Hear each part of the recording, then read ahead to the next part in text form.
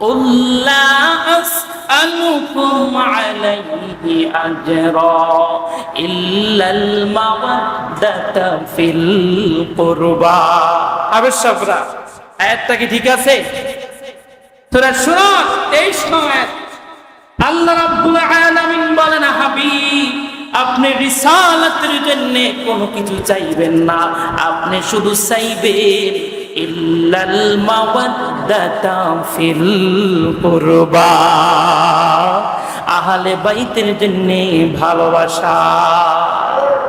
বন্ধুগণ ভাইরা আমার, সেই আহলে বাইত মুহররম মাসের 10ই মুহররম আশুরার দিনে ফরাত নদীর কিনারে কারবালার প্রান্তরে 61 হিজরি ইসলামের জন্য,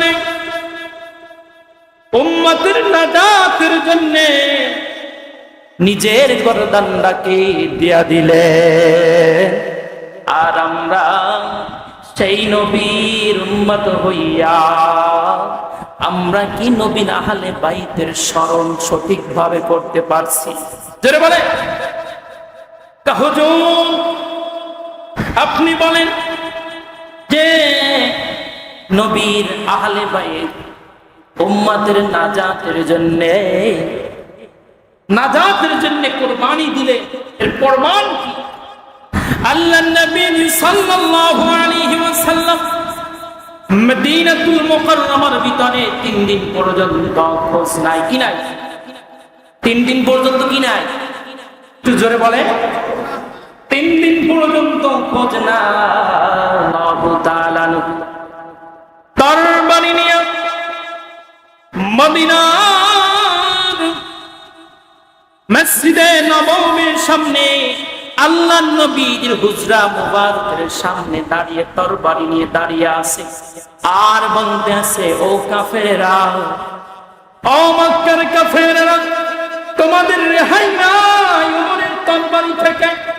কেননা আমার নবী যদি না থাকে দুনিয়ায়, একটা কাফের কম দুনিয়ার বুকে বাঁচতে দিব না। গর্দান কেটে কচু কাটা করে জমিনে মিশিয়ে দিব। আবু বকর মুরব্বী সাহাবী বলতেছেন, ওমর রাগ করিও না, সব জায়গায় রাগ চলে না, আগে আমরা চেষ্টা করে দেখি আমার নবীজি কোথাও আছেন কিনা। এরপরে ওমরের মেজাজ ঠান্ডা হয়ে গেল। কি হয়ে গেল? ওমরের মেজাজ ঠান্ডা হয়ে গেল আবু বকরের কথা শোনার পরে। আমি কিন্তু আজকে আহলে বাইতের শান নিয়ে কথা বলতেছি। আমার বিষয় কি? আহলে বাইতের শান। আর এই শান হচ্ছে সূরা শুরা 23 নং আয়াত থেকে আমি আপনাদের সামনে আলোচনা করতেছি। বন্ধুগণ আমার, ভাইরা আমার, আল্লাহ নবী সাল্লাল্লাহু আলাইহি ওয়াসাল্লাম 3 দিন পর্যন্ত মদিনায় পৌঁছে নাই, খবর নাই। আবু বকর কাঁদে, ওমর কাঁদে, ওসমান কাঁদে, আলী কাঁদে, ফাতেমা কাঁদে, হাসান হুসাইন কাঁদে। আবু বকর বললেন, ওমর রাগ করিও না, চলো আমরা নবীজিকে খোঁজ করি, দেখি কোথাও পাওয়া যায় কিনা। আল্লাহর নবী সাল্লাল্লাহু আলাইহি ওয়াসাল্লামকে খোঁজ করার জন্য আবু বকর ওমর রওনা মদিনাতুল মুকাররমা থেকে মক্কাতুল মুকাররমার পথের দিকে রওনা। যখন আবু বকর ওমর রওনা দিলেন, ওসমান বলেন, ভাই গো, আমাকে তোমরাও নিয়ে চলো, আমি তোমাদের সাথে যাব নবীজিকে খোঁজ করার জন্য। এরপরে বলে চলো। অনেক রাস্তা অতিক্রম করার পরে মাঠে কিছু লোক দেখলেন। আবু বকর বলে, তোমরা রাহমাতুল লিল আলামিনকে দেখেছো কি? আমরা কি বলি? বিশ্ব নবী। আমরা কি বলি? বিশ্ব ছোট না বড়? জোরে বলে। আর রাহমাতুল লিল আলামিন, আল্লাহ হলেন রব্বুল আলামিন, আমার নবী হলেন রাহমাতুল লিল আলামিন।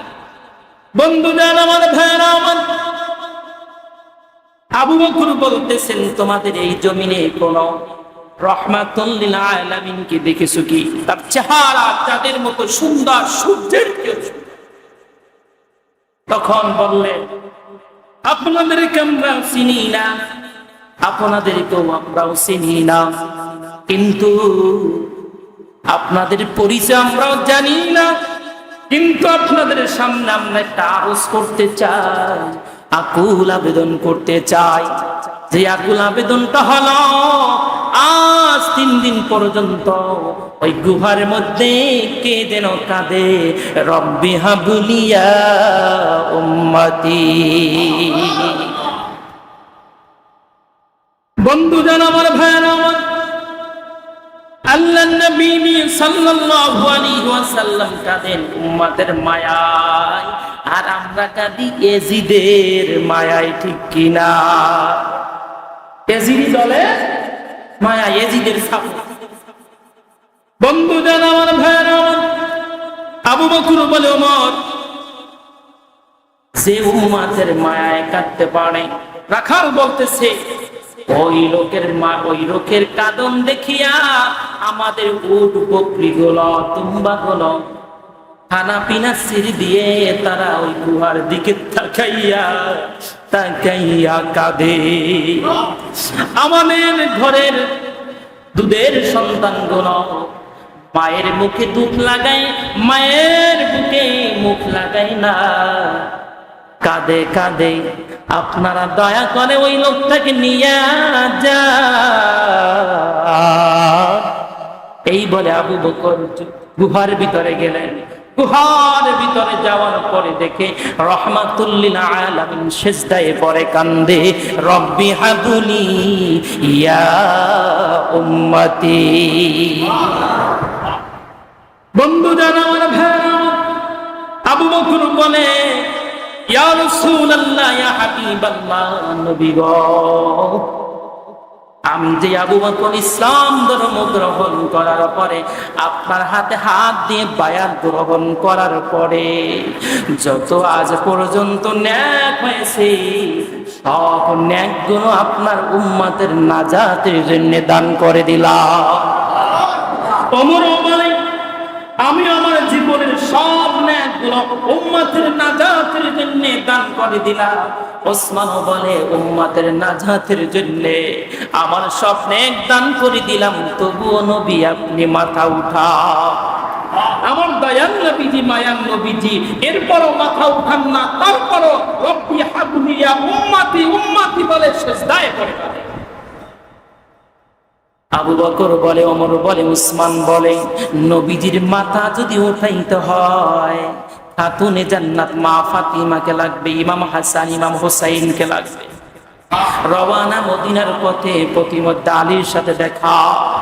আলী বলে, ভাই গো, তোমার চেহারা দেখে বুঝতে পেরেছি, কেননা তোমরাও চেহারা দিয়ে পারি পড়তেছ আর বুঝতেছো, বুঝেছি কাফেররা আমার দয়াল নবীকে মেরে ফেলেছে।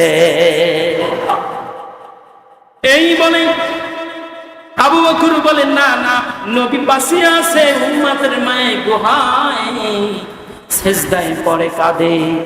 মা ফাতেমা, ইমাম হুসান, ইমাম হাসান, ইমাম হুসাইন ছাড়া আমার নবীজিকে উঠানো যাবে না। বাড়ির সামনে গেলেন মা ফাতিমা। মা ফাতিমা বলে, কেউ তোমাদের চোখ দিয়ে পানি পড়ে, বুঝতে পেরেছি আমার আব্বা জানকে কাফেরেরা মেরে ফেলেছে। আবু বকর বলে, ফাতিমা না না, কাঁদে নাই, নবী আমার উম্মতের মায়ে গুহায় সিজদায় পড়ে কাঁদে, রব্বি হাবলি ইয়া উম্মতি। ফাতিমা বলে, কই আছো আমার কলিজার টুকরা ইমাম হাসান ইমাম হুসাইন, চলো, তোমার নানা পাশে আছে, তোমার নানা উম্মতের মায়ায় উম্মতের নাজাতের জন্য কাঁদে, সিজদায় পড়ে, রব্বি হাবলি ইয়া উম্মতি। আমাদের নাজাতের জন্য এত আমার নবীজি কাছে, দুনিয়া আসার সময় কাছে, দুনিয়া থেকে যাওয়ার সময় কাছে, 63 বছর যাবত পর্যন্ত কাছে উম্মতের মায়ায়, কিন্তু আমরা উম্মত দাবি করি, আমাদের মধ্যে নবীজির আদর্শ নাই, আমরা কেমন করে মুহাম্মদুর রাসূলুল্লাহ সাল্লাল্লাহু আলাইহি ওয়াসাল্লামের উম্মত দাবি করি? আমার প্রশ্নই বারবার যায়, ঠিক কিনা বলেন? বন্ধুদের আমার, ভাইরা আমার, এরপরে ফাতেমা গুহার মধ্যে যে বলে, বাবা তুমি কেমনে পাল্লা? আমার মা ফাতেমার কাছে তুমি কোথাও গেলে পড়ে আসতা, আবার কোথাও থেকে আসলে তোমার কলিজার টুকরা মেয়ে ফাতেমার কাছে এসে দেখা করতা। ও বাবা, তোমার আর কাঁদার প্রয়োজন না, কেননা আমি আমার ফাতেমার গোটা জিন্দেগীর সব নেকি দ্বারা আপনার উম্মতের নাজাতের জন্য দান করে দিলাম। বন্ধু জান আমার, ভাইয়ের আমার, তারপরও আমার নবীজি মাথা উঠায় না। এরপরে বলেন ফাতেমা, বাবা বুঝতে পেরেছি তুমি মাথা উঠাবে না, জান্নাতের যুবকদের সর্দার যিনি হবে ইমাম হাসান ইমাম হোসাইন, ঠিক কিনা?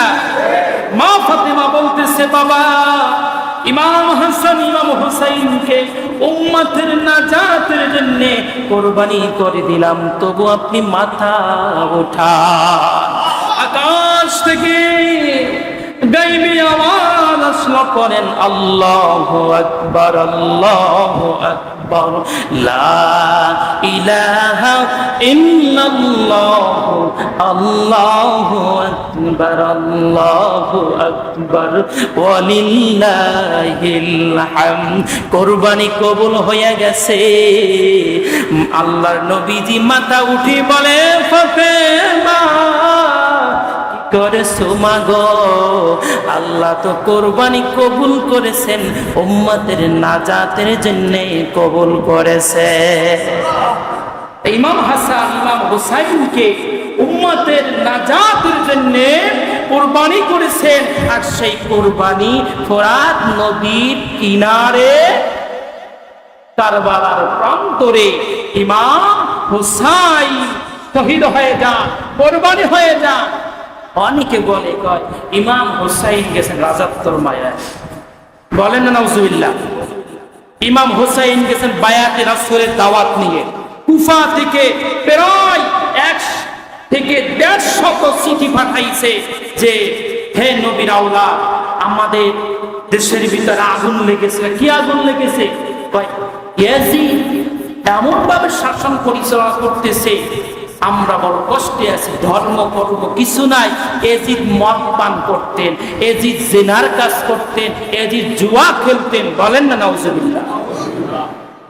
এরপরে যখন বারবার চিঠি পাঠায়, বন্ধুজন ভাইরা আমার, 61 হিজরি 3রা জিলহজ মদিনাতুল মুকাররমা থেকে কুফার দিকে রওয়ানা। কুফাবাসীদের কুফায় যখন অবস্থান করবে, এর আগে ইবনে জিয়াদের সেনাপতিদের সাথে দেখা, এরপরে কিছু দূর অগ্রসর হওয়ার পরে ইয়াজিদের সেনাপতিদের সাথে, সেনাদলদের সাথে দেখা। এরপরে যখন এই দেখা হওয়ার পরে ইমাম হুসাইন তাদেরকে বলতেছে, ওরে ভাই, তোমরা কি জানো না আমি কার আওলাদ? তোমরা কি জানো না আমি কার আওলাদ? আমি কার কলিজার টুকরা?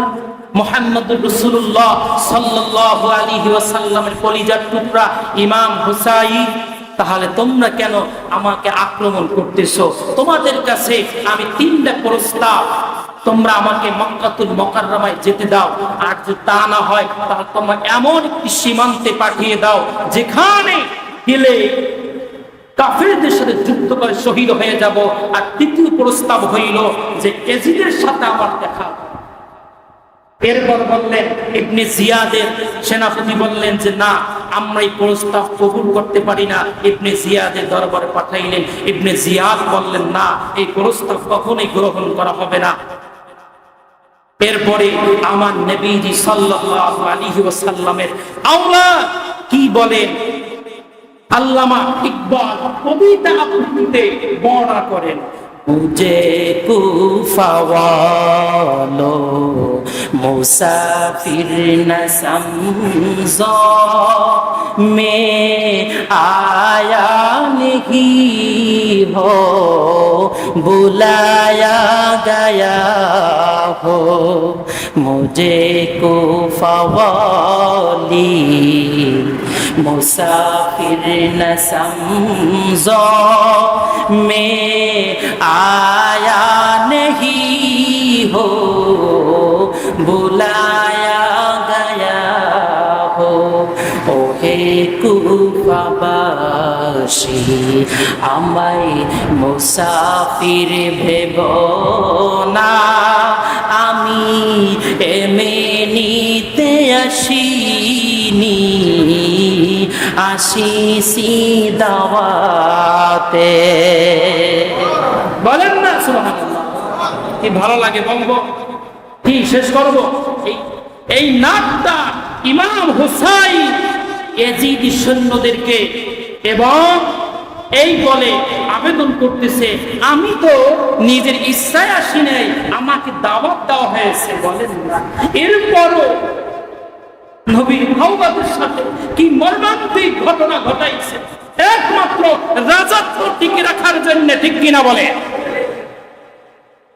मुझे कुफा वाली मुसाफिर न समझो मैं आया नहीं हो बुलाया गया हो कि मेहमान बना कर सता आ गया हो मैं रुआ नहीं हो रुलाया गया हो खुदा जाने कैसी है ये मेजबानी बहा तुम पियासू काहे बंदे पानी मुकद्दर में हो जे कौसर का पीना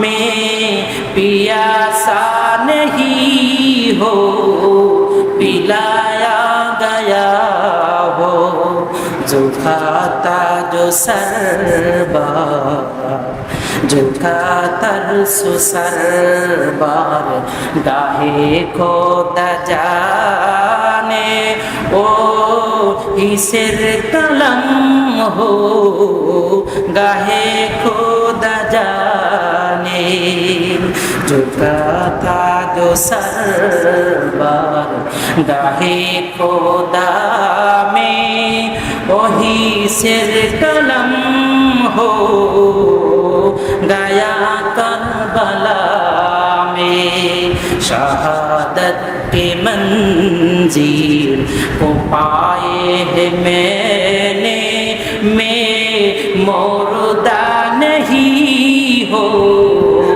जिलाया गया हो मुझे कुफा वालो मुसाफिर न समझो मैं आया नहीं हो बुलाया गया हो।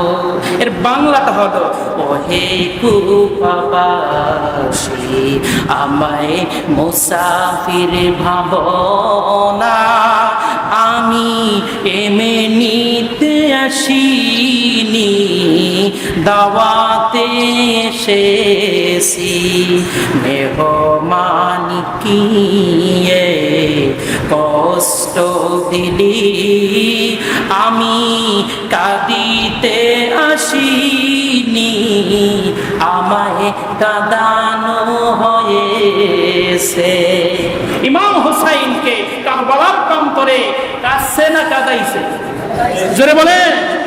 তাহলে আজকে আলোচনার দ্বারা বুঝতে পারলাম কি, ইমাম হুসাইন কারবালার প্রান্তরে শহীদ হয়েছেন উম্মতে নাজাতের জন্য, ঠিক কিনা বলে? জোরে বলে। বন্ধুজান ভাইরা আমার, আমি আবার আয়াতে কারিমা তেলাওয়াত করতেছি। আল্লাহ রাব্বুল আলামিন বলেন, কুল লা আসআলুকুম আলাইহি আজরা ইল্লাল মাওয়াদ্দাতা ফিল কুরবা। এই আয়াতের উপর আমি কিছু সংক্ষিপ্ত আলোচনা আপনাদের সামনে আমি বর্ণনা করেছি। এই আলোচনাটা কোথা থেকে করেছি? তাফসীর কাশফ। তাফসীর কি? জোরে বলেন। তাফসীর কাশফ ইমাম জামাখশরী রাহিমাহুল্লাহ তার লিখিত তাফসীর কাশফে এই আয়াতের উপরে ব্যাখ্যা করেছেন, বিশ্লেষণ করেছেন যে আল্লাহ রাব্বুল আলামিন বলে, হে আমার হাবিব, আপনি রিসালাতের জন্য উম্মতের কাছে কিছু চাইেন না, শুধুমাত্র চাবেন আমার আপনার আহলে বাইতের ভালোবাসা। তার আহলে বাইতের ভালোবাসা বলবো কার? জোরে বলেন। আমি আজকে আমার যুবক ভাইদেরকে বলবো, ইমাম হুসাইন কারবালার প্রান্তরে যার জন্য শহীদ হয়েছেন, বরদান দিয়েছেন, কুরবানি হয়েছেন, এর মূল্য হলো আমার দয়াল নবীজি, মায়ার নবীজির বায়াতের জন্য শহীদ হয়েছেন, ঠিক কিনা? এরপরে ইমাম হুসাইন কারবালার প্রান্তরে ওয়ামুর বিল মারুফ ওয়ানহা আনিল মুনকার, সৎ কাজের আদেশ দিতে গিয়ে অসৎ কাজ থেকে নিষেধ করতে গিয়ে শহীদ হয়েছেন, ঠিক কিনা? এরপরে ইমাম হুসাইন কারবালার প্রান্তরে ইসলামের খেদমতের জন্য, ইসলামের ঝান্ডা উঁচু করে ধরে রাখার জন্য ইমাম হুসাইন কারবালার প্রান্তরে শহীদ হয়েছেন, ঠিক কিনা? এরপরে ইমাম হুসাইন শহীদ হয়েছে, কুরবানি হয়েছে উম্মতের নাজাতের জন্য।